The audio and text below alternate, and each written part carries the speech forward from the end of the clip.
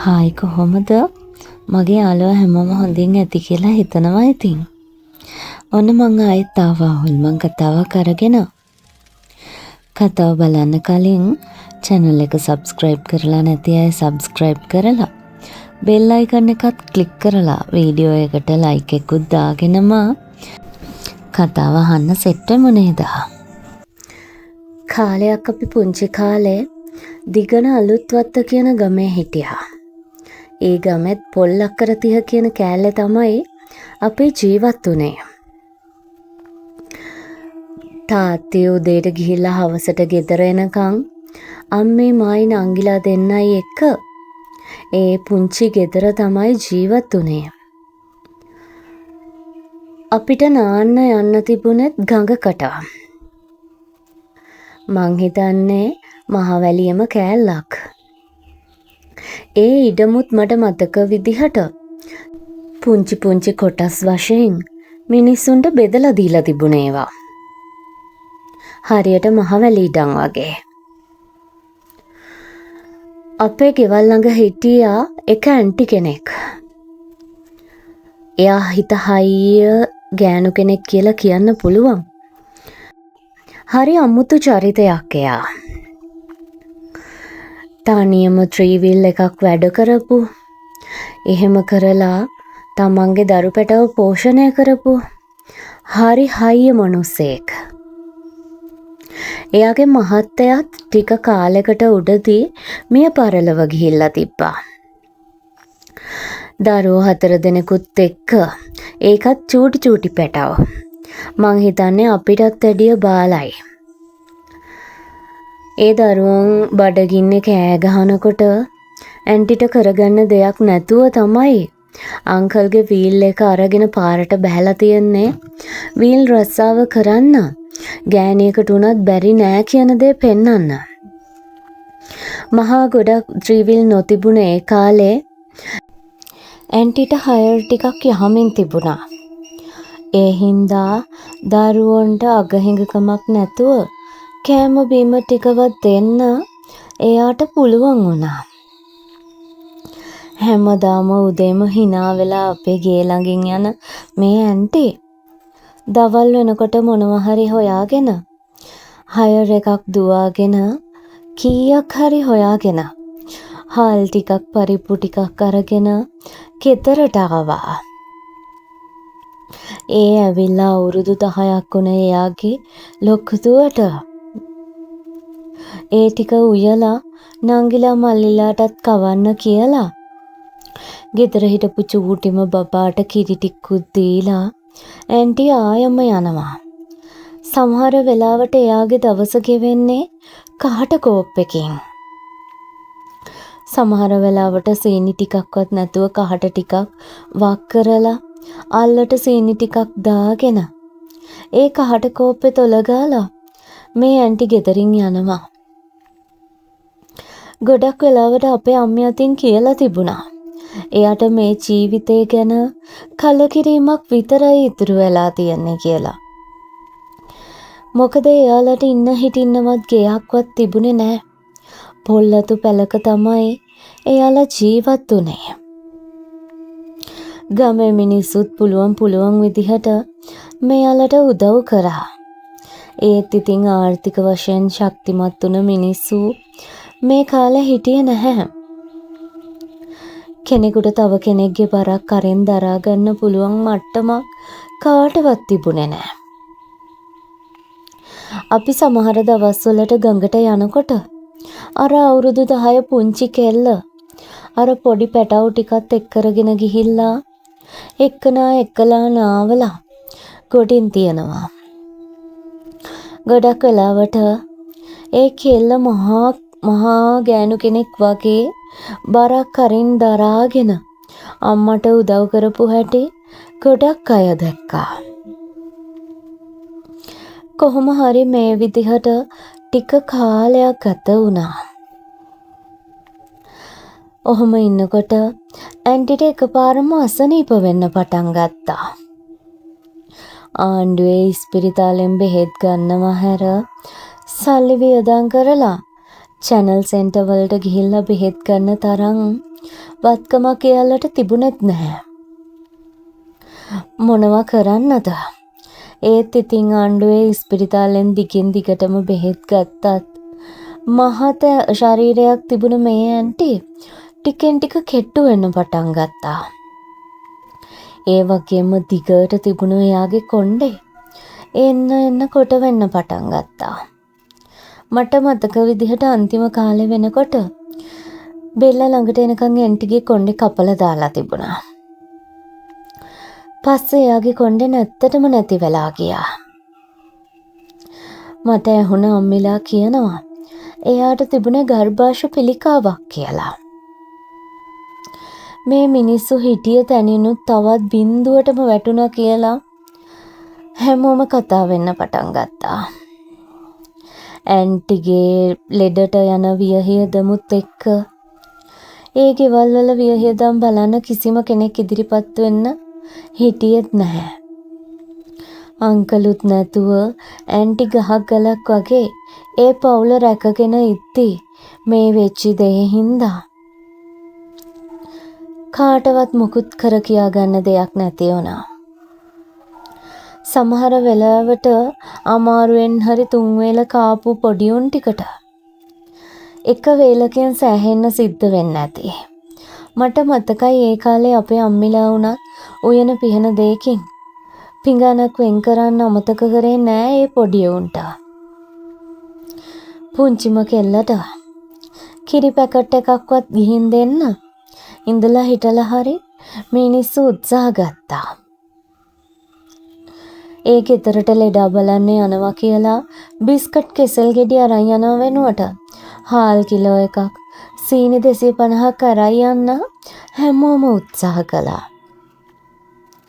කොහොම හරි ඇන්ටි අසනීප වෙලා අවුරුද්දක් විතර යනකොට ඇන්ටි ඇඳටම වැටුණා. එක දවසක් මහා හයියෙන් උදේ පාන්දරින් ඒ පැත්තෙන් කෑ ගහන සද්දයක් ඇහුණා. හැමෝම දුවලා ගියා. ඒ දුවලා යනකොටත් ඇන්ටි නැති වෙලා තිබුණා. පොඩි උන් පස් කකා කෑ ගහන්න පටන්ගෙන තිබුණා. චූටිම බබාට මේ ගැන කිසිම තේරුමක් නැහැ. ඒ පොඩි එකීවත් අතේ තියාගෙන හැමෝම හොඳටම දුක් වුණා. මොනවා කරන්නද? කර කියා ගන්න දෙයක්වත් නැති හින්දා හොස්පිටල් එකකටවත් අරන් ගියේ නැතුව ග්‍රාම සේවක මහත්තයාට කියලා මරණේ වැඩ කටයුතු ඉක්මනින් කරගන්න හැමෝටම ඕන වුණා.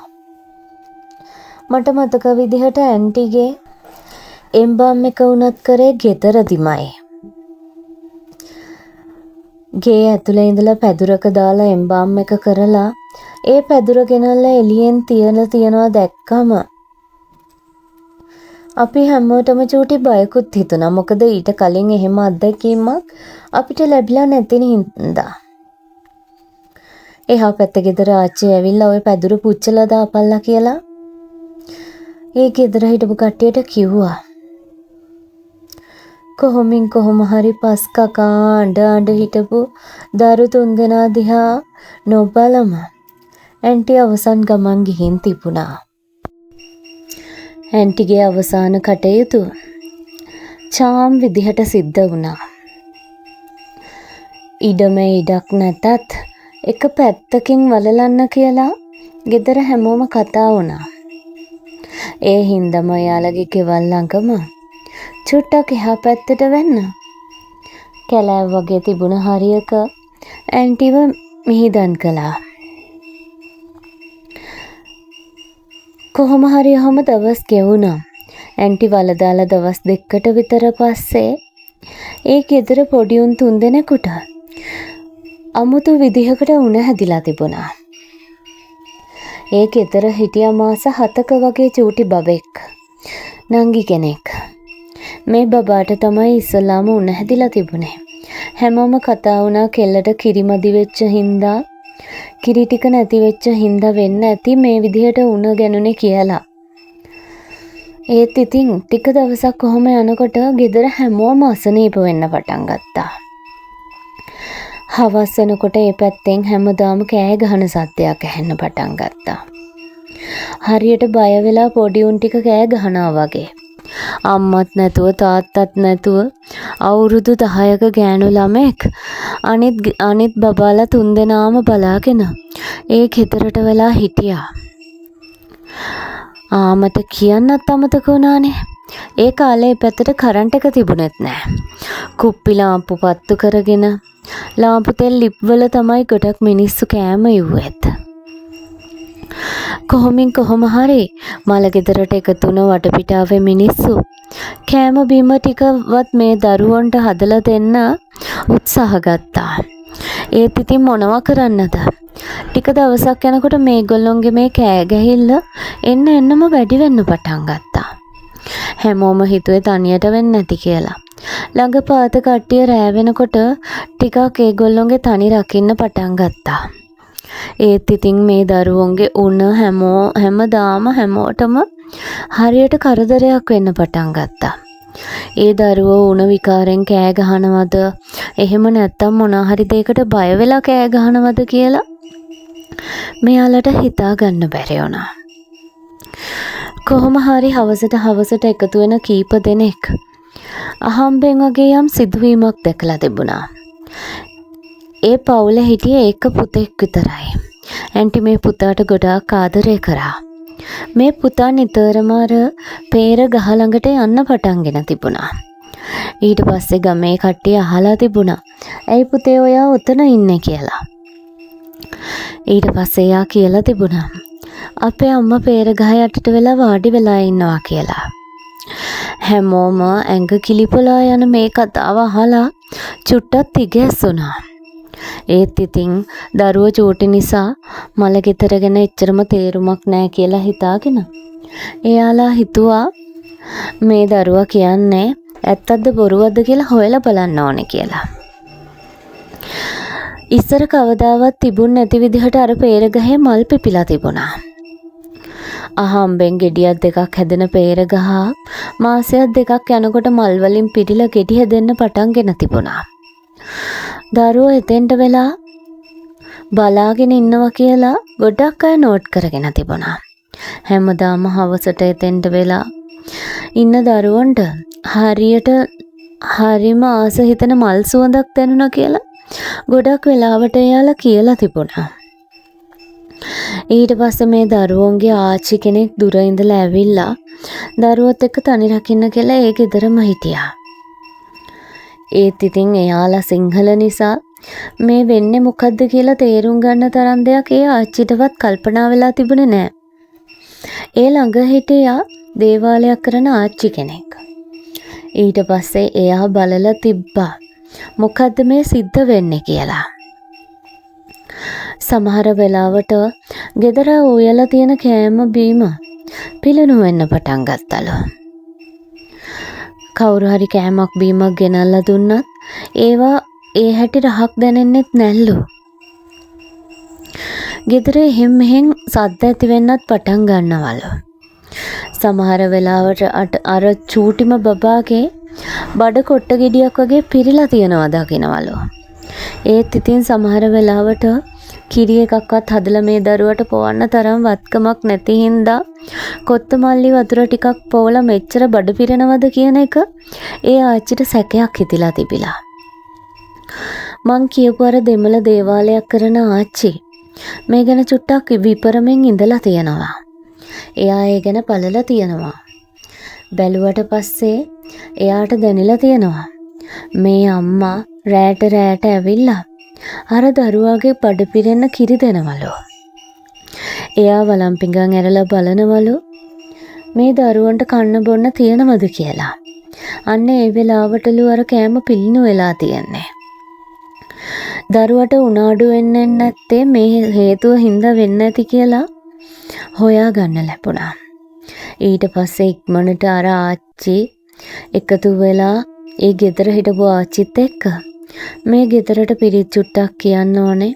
පිරිත් කියලා මේ ගෑනු කෙනාට දානයක්වත් දෙන්න ඕනේ කියලා කතා කරගත්තලු. මොකද ඒ වෙද්දිත් 7 දවසේ දානෙවත් කිසිම දෙයක් දීලා තිබුණේ නැහැ. ඒවා කරන්න තරම් හයියක් හයිහත්තියක් තිබුණේ නැති හින්දා. ආර්ථික වශයෙන් බිඳුවටම වැටිලා තිබුණ හින්දා. කොහොම හරි ගමේ කට්ටියගේ උදව්වත් එක්ක මේ හැමෝම එකතු වෙලා වරු පිරිතක් කියලා පහවදා උදේ පන්සලට දානයක් අරන් ගියා. එදායින් පස්සේ නම් මේ කරදර ටිකෙන් ටික අඩු වෙන්න පටන් ගත්තා. කොහොම හරි ටික කාලයකට පස්සේ ඒ ඉඩම් පාළුවට ගිහින් තිබුණා. ආච්චි අර දරු 4 දෙනත් එක්ක එයාගේ ගමට ගිහිල්ලා තිබුණා. තව දුරටත් මෙහෙ ඉන්න බෑ කියලා. කොහොම හරි කුලියක් හරි කරලා දරුවන්ට කන්න දෙන්නම් කියලා ආච්චි එයාලව අරන් ගිහිල්ලා තිබුණා. ට්‍රීවිල් එකත් විකුණලා ඒ සල්ලිත් අරගෙන එයාලා ගමෙන් ගිහින් තිබුණා. ඊට පස්සේ නම් ඉතින් ඒ හරියේ මිනිස්සුන්ට නිතරම හවසට ඡායාවක් වගේ මල ගෙදර තිබුණු පැත්තට ඇදිලා යනවා නිතරම දකින්න හම්බෙලා තියෙනවා. ඒත් ඉතින් ඒ පැත්තට කවුරුත් යන්නේ නැති නිසා තවත් පාළුවටම යන්න ඇරලම ඒ පැත්තේ මිනිස්සු ඒ හරිය කම්බි වැටකින් වෙන් කරලා දාලා තිබුණා. අද කතාව ඉතින් ඔන්න ඔහොම ඉවර වෙනවා. ඊළඟ කතාව අරගෙන මං ඉක්මනට එන්නම්. එතකන් සතුටින් පරිස්සමෙන් ඉන්න.